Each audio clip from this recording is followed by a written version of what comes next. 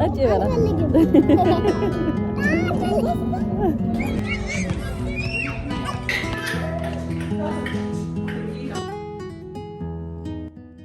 ሰላም ሰላም፣ እንዴት ናችሁ? ዛሬ ደግሞ ቦኤዝን የ9 ወር ክትባት ላስከትበው ልሄድ ነው እና አብራችሁ ነው አሉ።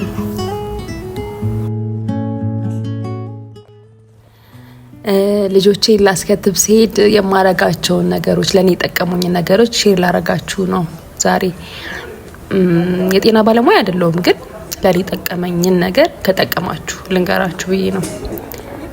አንደኛ ሁሉ ጊዜ ልጆቼን ክትባት ለማስከተብ ከመውሰዴ በፊት ገላቸውን አጥባቸዋለሁ። ምክንያቱ ደግሞ መርፌ ተከትበው ከመጡ በኋላ ለ3 ቀን ስለማላጥባቸው ከመሄዴ በፊት በደንብ አጥቤ ሞይስቸራይዘር ቀብቻቸው ነው የምወስዳቸው ማለት ነው።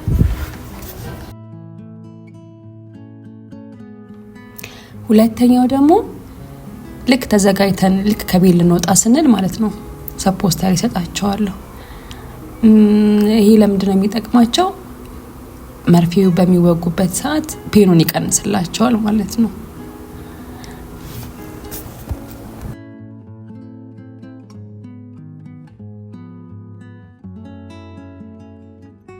ሶስተኛውና ዋናው ነገር ማለት ነው ልነግራችሁ የፈለኩት ላስከትብ ሲሄድ ከመወጋታቸው በፊትና ከተወጉ በኋላ ቦታው በአልኮል መጠረጉን ሁሉ ጊዜ ቼክ አረጋለሁ።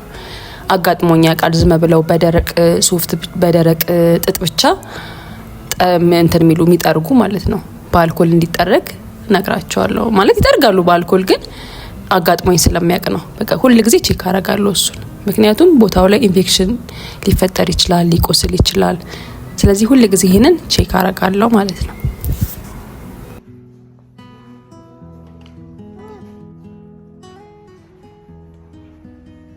ሌላው አራተኛው ደግሞ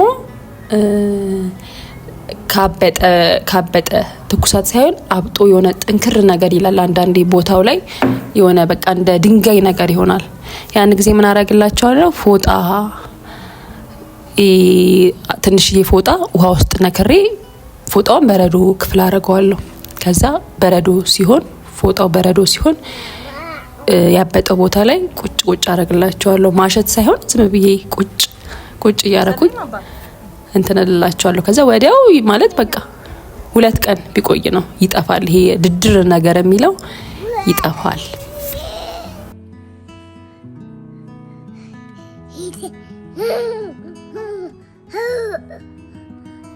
ከተከተቡና ቤት ከመጡ በኋላ ትኩሳት ካላቸው ሰፖስተር ይሰጣቸዋለሁ በየ6 ሰዓቱ ማለት ነው። ከሌላቸው አልሰጣቸውም። ትኩሳት ካለ ብቻ ሌላ ተጨማሪ ይሰጣቸዋለሁ ማለት ነው።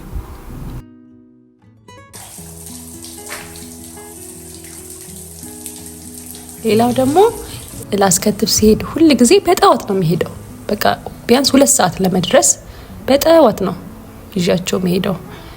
ምክንያቱ ደግሞ በቃ ሲመለሱ ረጅም ሰዓት ይተኛሉ። ህመሙ ያልፈላቸዋል፣ በእንቅልፍ ያልፈላቸዋል ቀን ላይ ማለት ነው። ከዛ ማታ ማታ በጣም የሆነ በቃ ኮምፎርታብል ሲሆኑ ምናምን እንትን ይላሉ፣ ይጨንቃል።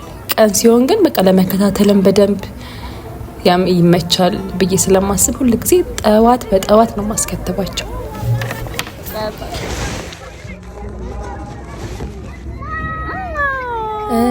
ሌላ የጠቀመኝ ነገር ደግሞ ላስከትባቸው ስወጣ ብዙ ምግብ አላበላቸውም። ትንሽ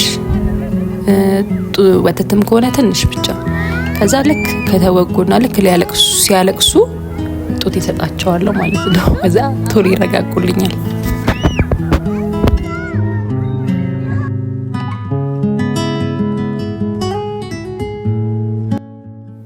የመጨረሻው ልጆቼን ሳስከትብ የማረገው ነገር ደግሞ ይዣቸው ሲሄድ በቃ እነዚህ የታፈነ ልብስ፣ በጣም እነዚህ ጥብቅብቅ ያለ ልብስ፣ የተደራረበ ልብስ አላለብሳቸውም።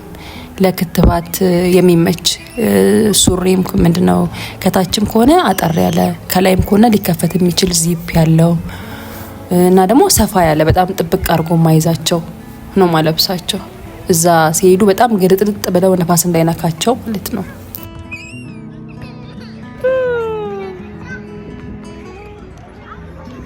እና ለእኔ የጠቀሙኝ ነገሮች እነዚህ ናቸው። ለእናንተ ደግሞ የጠቀማችሁን ነገር ሌላ ሰው እንዲማርበት ኮሜንት ላይ ጻፉልኝ።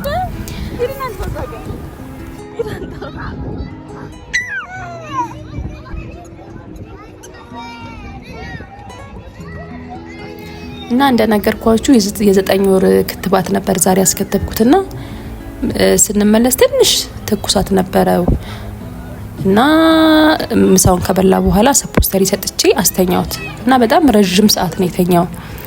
ወደ 9 ሰዓት ምናምን ነው የተነሱት ሁለቱም ተኝተው ማለት ነው። እና ሲነሳ በቃ በጣም እንትን ነው ማለት ምንም ህመም የለውም። በቃ እየተጫወተ ነበረ። ከዛ ያው ረጅም ሰዓት ስለተኙ ትንሽ እንዲጫወቱ ብዬ ይዣቸው ወጣው ማለት ነው። በደራረቤ ለቦኤዝ ደርቤ ከስር 2 ሱሪ ያረኩለት ከውስጥም እንደዛው ቅዝቃዜ ሲነካው እንዳያመው ብዬ ማለት ነው። ከዛ ይዣቸው ወጥቼ ተጫውተው በቃ በደንብ ሪላክስ አድርገው ከዛ ገብተን ራታችንን በልተን ተኛን ማለት ነው። የዛሬ ቀን ውሏችን ይሄንን ይመስል ነበረ። ስለተከታተላችሁኝ አመሰግናለሁ። በጣም ነው የምወዳችሁ። ቻናሌን ሰብስክራይብ በማድረግ ደግሞ አበረታቱኝ። በሚቀጥለው ሌላ ቪዲዮ ይዤላችሁ እመጣለሁ። አይ የቤቢ ነው እኮ ናና ቡቱ ማማ እሺ ቴንክ ዩ ቡቱ ቡቱ ቡቱ ታው ኖ ና ቡቱ ቡቱ ቡቱ ና ቡቱ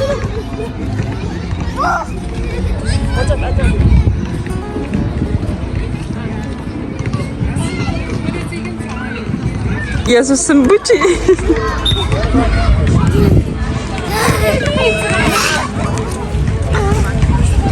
ደከመሽ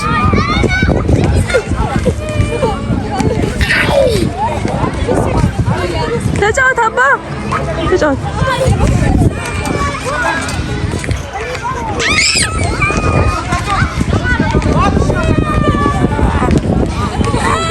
ተነስ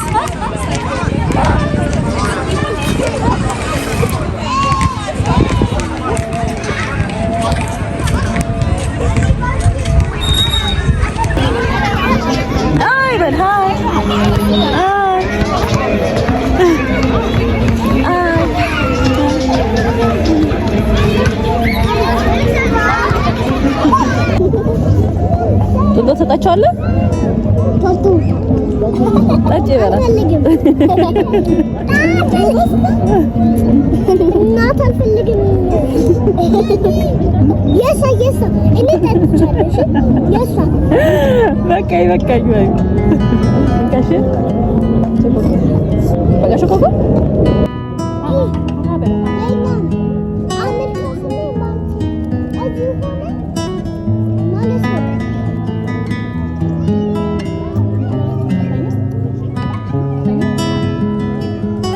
አባ በቃ ተጫወት።